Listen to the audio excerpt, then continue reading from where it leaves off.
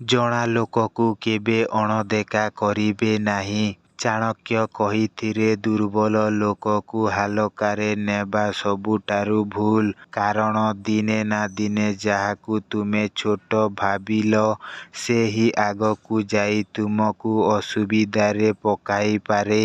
ଏହା ତୁମକୁ କ'ଣ ଶିଖାଏ? ବ୍ୟବହାରରେ ନମ୍ରତା, ମନରେ ସତର୍କତା, ଯାହା ହେଉଛି ଚାଲାକ ଲୋକଙ୍କର ପ୍ରଥମ ଗୁଣ।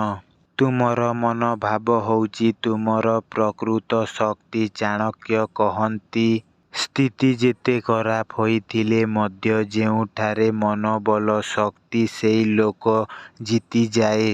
ତୁମକୁ କେମିତି ଗଢ଼େ? ତୁମେ ଅଭିଯୋଗ କରିବା ଛାଡ଼ିଦେବ। ସମସ୍ୟା ଭିତରେ ସମାଧାନ ଖୋଜିବ। ଚାପରେ ମଧ୍ୟ ଭାସିବା ଶିଖିବ।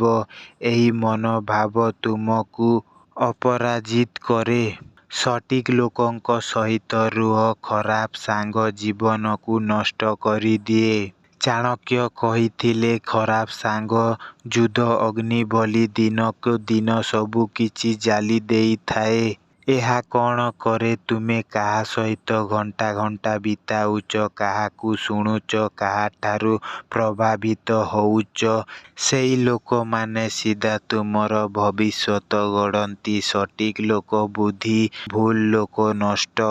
ଭାବନାରୁ ନୁହେଁ ବୁଦ୍ଧିରୁ ନିଷ୍ପତ୍ତି ନିଅ। ଚାଣକ୍ୟ ନୀତିର ସବୁଠାରୁ ଖତରନାକ ଶିକ୍ଷା ଭାବନା ଆଧାରିତ ନିଷ୍ପତ୍ତି 90% ସମୟରେ ଭୁଲ ହୁଏ। ତୁମକୁ କ'ଣ ଶିଖାଏ? ରାଗରେ କିଛି କହନି, ବହୁତ ଖୁସିରେ କିଛି କରନି, ଦୁଃଖରେ କିଛି ନିଷ୍ପତ୍ତି ନିଅନି। ଯେତେବେଳେ ତୁମ ବୁଦ୍ଧି ମୁଖ୍ୟ ହୁଏ ତୁମର ଜୀବନ ସ୍ଥିର ହୁଏ। ଗୋପନୀୟତା ହେଉଛି ଶକ୍ତି। ଚାଣକ୍ୟ କହିଥିଲେ ତୁମର 3ଟି ଜିନିଷ କେବେ କାହାକୁ କୁହନି। ନମ୍ବର 1 ତୁମେ ଆଗକୁ କ'ଣ କରିବ। ନମ୍ବର 2 ତୁମର ଦୁର୍ବଳତା। ନମ୍ବର 3 ତୁମର ଆୟ ଏବଂ ସମ୍ପତ୍ତି। କାହିଁକି ଲୋକମାନେ ଚାଲାକ ହୁଅନ୍ତି? ତୁମ ବିରୋଧରେ ଏହାକୁ ବ୍ୟବହାର କରିପାରନ୍ତି। ଯେଉଁ ଲୋକ ଚୁପ୍ ରହିବା ଶିଖିଥାଏ ସେହି ଲୋକ ଦୁନିଆକୁ ନିୟନ୍ତ୍ରଣରେ କରିପାରେ। ସବୁ କିଛି ହାସଲ କରିପାରେ।